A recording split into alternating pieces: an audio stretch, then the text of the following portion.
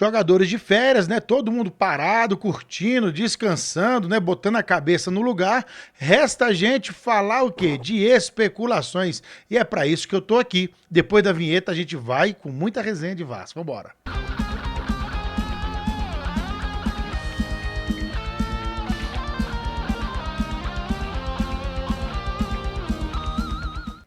Um grande abraço, meus amigos e minhas amigas vascaínos e vascaínas de todo o Brasil e do mundo. Benjamin Júnior de volta aqui na área para resenhar mais um pouquinho, né, com vocês sobre Vasco, né? Como eu já adiantei, todo mundo de férias, né? O Brasil todo aí parado porque tá rolando aí o Mundial de Clubes e a gente não tá classificado lá, né?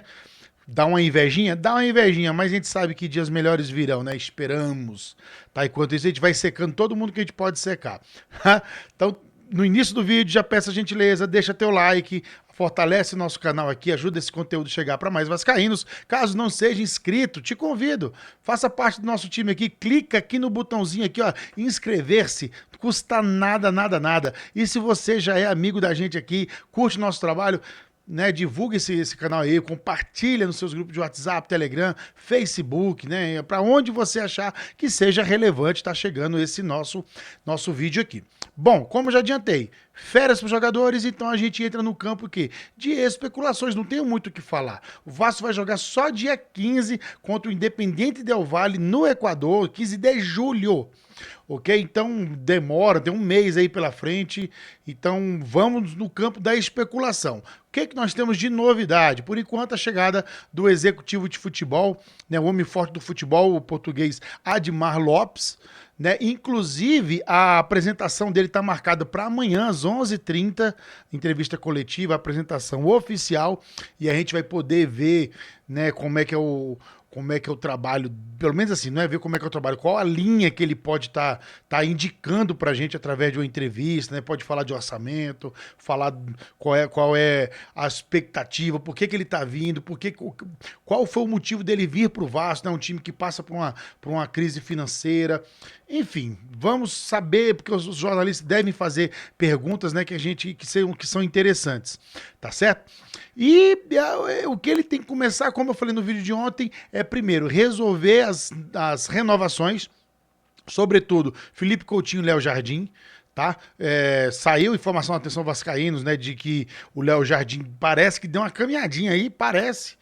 Tá? É muito rasa a informação, mas porque o Admar, ele levou o Léo Jardim tanto para o Boa Vista de Portugal e depois, posteriormente, para o Lille da França. Então ele já conhece o Léo Jardim e foi responsável pela contratação do Léo Jardim nos dois ex-clubes, né, imediatos ao Vasco. Então pode ser não, com certeza é um fator relevante, ou seja, existe uma conversa, existe o olho no olho e existe uma confiança, né, e a gente espera que se concretize tão, né, bem como o do Felipe Coutinho, que eu tenho certeza que essa próxima renovação já seria uma renovação mais definitiva, porque já venceria o contrato dele lá com o Aston Villa, né? Ele tem mais um ano de contrato. Se ele vem para cá emprestado, ao término do empréstimo, ele fica livre no mercado e o Vasco, né, enfim, né, pode tá mais tranquilo. E como ele ainda quer, né, não sei se ainda vai conseguir, vai depender muito dele disputar a Copa do Mundo do ano que vem, eu acho que ele vai vir rasgando, cara.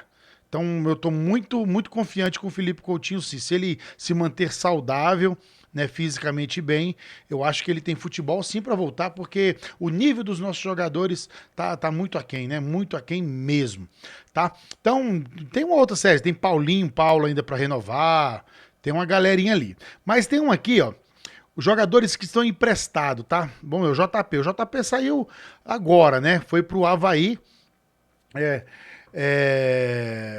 ele não estava sendo aproveitado no Vasco, ele fica até 30 de novembro desse ano, que é quando encerra a Série B. Depois voltam até o final do ano, o JP tá fora. Eric Marcos, agora, 30 de junho. Mas já foi comprado lá, vai ficar em definitivo o Eric Marcos. O Cleiton, esse aí tava vendido ou não? Ó, após passagem apagada pelo Vasco, Cleiton se encontrou no futebol português e é um dos grandes destaques no Rio Ave. São 18 gols em 37 partidas. Desculpe. 37 partidas, o que torna o principal goleador do time na temporada. O centroavante foi emprestado pelo Vasco até junho deste ano, mas há uma opção de compra fixada para o time português, que já manifestou o desejo de exercer a cláusula contratual e continua com o atleta. Pronto, vai com Deus. Leandrinho já voltou, viu? Né, voltando, já voltou. Então agora ele já vai ficar à disposição, né? Ele volta agora. O Leandrinho, que é lateral esquerdo, né? Jogou muito ali. Figueiredo, como é que tá o Figueiredo, hein, cara? Nem lembrava mais do Figueiredo. Ele tem até contrato com o Vasco até 31 de dezembro do ano que vem, certo? E tá na Série B. Até o final da Série B ele tá emprestado aí, tá? Pro América Mineiro. Cauã Barros, ele também tá no América Mineiro. O jogador tem contrato até dezembro de 2026, mas está emprestado também só para a Série B. Não, esse não tá. O Maicon, esse daí foi emprestado, mas é o término do contrato dele já. O Maicon já era, né? Mas ele ainda é do Vasco, que loucura, né, cara? Maxime Domingues está emprestado, né? Foi para o futebol da MLS, né? O Toronto. O suíço vem recebendo oportunidades e já soma 10 partidas pelo time da Major League Soccer. O empréstimo vai até o final de 2025, certo? E ele tem contrato com o pasme até junho de 2028. Jesus! Mas o Maxime não tem muita raiva dele, não. Pelo menos ele é interessado, né? O Alexander, que é o goleiro, ele tá aqui em Brasília, no capital, né? Alexander foi concedido e fica até dezembro. Não, ele tem contrato com o Vasco só até dezembro agora, então depois você não joga mais no Vasco. E por final, Cauã Paixão, né? Destaque na época de base, Cauã Paixão não conseguiu se firmar, né, no profissional do Vasco, está no seu segundo empréstimo consecutivo depois de 12 jogos e nenhum gol marcado pelo América do Rio Grande do Norte. Paixão chegou ao Polícia da Ucrânia em junho do ano passado. Por lá, o atacante alterna entre banco de reserva e time titular. 19 jogos e 1 gol. Nossa, não sai fora, né? Então não dá. Então, dos que estão emprestados aí, realmente nenhum, assim, voltaria para talvez o Barros, né? O Cauã Barros, eu acho que tem um meio campo que ele tem bastante futuro, o JP também, tá bom? Gente, o seguinte, dia 27 agora também o Vasco vai lançar uma nova camisa preta. Vamos ver o vídeo aí que o Vasco tá planejando aí, tá? Não tem nada igual não, cara. É um lugar onde eu me sinto em casa de verdade. A gente vive de Vasco, né, cara? É meio que uma necessidade, sacou? Tem uma frase que resume muito bem, que a gente fala que quem é off Rio é Vasco 2 vezes, né? Minha vida só ficou saudável aqui no Espírito Santo porque eu faço essas loucuras de vez em quando de ir atrás do Vasco. E quando eu mudei pra cá, tinha 2 preocupações que eu tinha na minha cabeça. A saudade da minha família e a saudade do Vasco. É a minha maior alegria, assim, é um lugar onde eu me sinto em casa de verdade. O capixaba que nunca foi no Rio, desce ali, olha aquela fachada e fala assim, pô, tô em casa, cara. Eu avisei agora há pouco minha família, tô indo pro Rio, ver o jogo, saio hoje, volto amanhã. Aí meu cunhado mandando uma figurinha que eu sou maluco, minha mãe me abençoando, minha irmã mandando um coração e me chamando de louco. 7h30 da manhã já estamos prontos pro jogo, que é 6h30 da tarde, né? Caravana tem disso.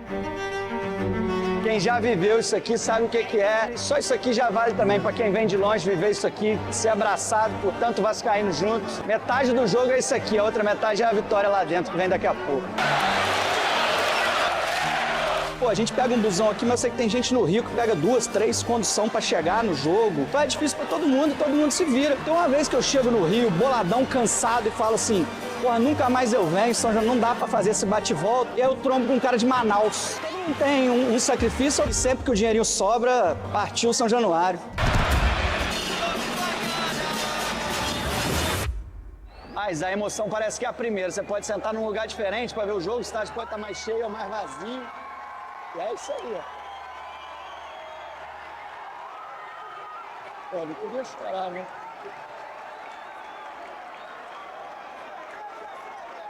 Mas que é foda.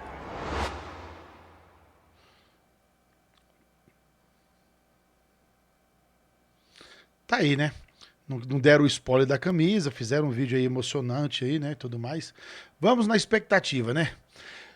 Agora, para finalizar, né? Saiu nessa fonte aí, que é a Transferência 24 Horas, né? Tem outras fontes também, alguns canais também noticiando, não tenho certeza se a fonte é segura ou não, então, como eu falei, vamos trabalhar com muitas especulações. Não estou falando que vai fechar, enfim, o cara chegou, nem foi apresentado, então como é que o Vasco está especulando? Mas foi oferecido ao Vasco por meio de seus empresários, né? O jogador tem 23 anos, tem um desejo de deixar a equipe baiana, né, e ver com bons olhos a oportunidade de ingressar no Cruz Maltino, tá? Esse aí é o Gabriel Teixeira. Você conhecia ele? Acho que era da base do Fluminense, né? Passou, não sei se passou no Grêmio, acho que não, saiu do Fluminense, foi pra lá, enfim. Né, parece ser bom jogador, né? Tem até um comentário ali, ótimo jogador, tá? Então essa aí era a informação que a gente trouxe hoje, tá bom?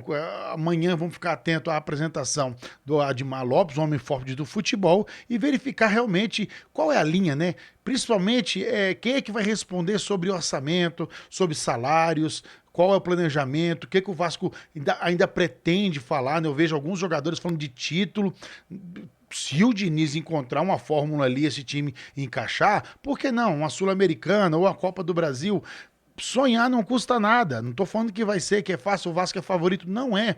O Vasco fez um bom jogo agora contra o São Paulo, fora de casa, né? Enfim, eu acho que das vitórias do Diniz, eu falo sempre, né? O Diniz ganhou de 3-0 do Fortaleza, né? Se impôs, 3-0 do Melgar e 3-1 do São Paulo fora de casa. Dessas vitórias aí, com certeza do São Paulo, apesar dos desfalques, que não eram poucos, ainda assim é mais emblemática, porque você enfrentou o São Paulo, independente da situação que o adversário esteja, enfrentar no Morumbi é muito difícil. É muito difícil. Então, as outras duas foi em São Januário. O Vasco ganhou 3-0 do Fortaleza, que também tá um caco, e do Melgar, que é um time muito fraco também. Então, é para se empolgar? Ainda não.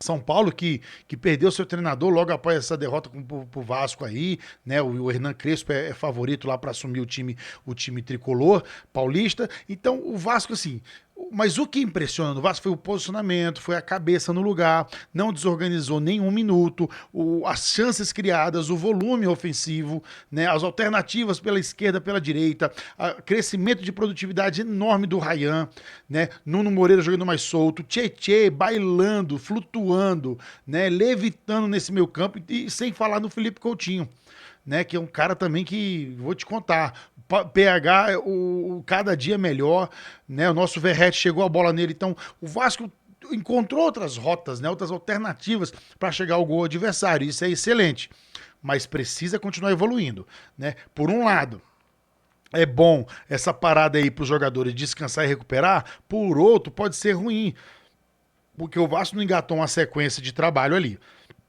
A ver, cena dos próximos capítulos, quando voltar essas férias aí, pra gente ver como é que vai ficar isso aí, tá beleza, galera? Esse era o meu papo de hoje, espero que tenham gostado. Não esqueça de deixar o like aí. Amanhã eu tô de volta com mais Vasco da Gama. Tchau, tchau.